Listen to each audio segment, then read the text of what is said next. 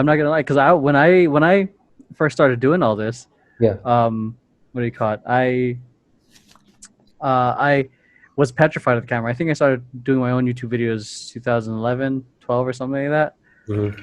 And then I was, if any of you guys are watching this on YouTube, if you look back into the videos in 2011, 12, 13, one of those, like I would do so many jump cuts, like, and I was so anxious and tense that I would do like what I would do is I would film myself say a sentence, pause, next sentence, pause, next sentence, pause, and it took me about, I would say, I feel like 2 to 3 years to get over it, because I like, in my head it was like I always had this one piece of advice in my head that stuck through a lot of things. Like the first 3 years of any business is the hardest, and I kind of took that. The first 3 years of this, who knows where you'll be. It's a skill, and then now I've gotten to a point where like I feel like I still feel the anxiousness. It's almost like performing.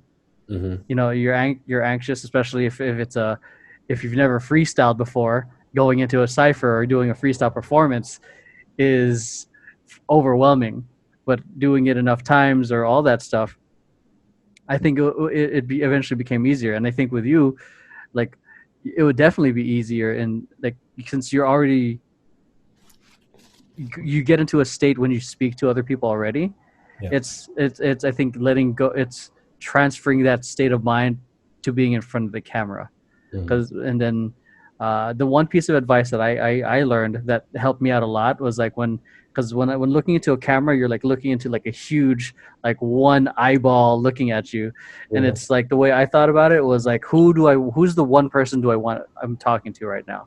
And like Mm-hmm. when I'm thinking about it, especially now, is like, all right, whoever's seeing this at the other side, I know my son may eventually see this, Mm-hmm. and I want to make sure that when he hears this, he hears the message that may help him, or whatever, etc., etc. Like whoever you're trying to reach out.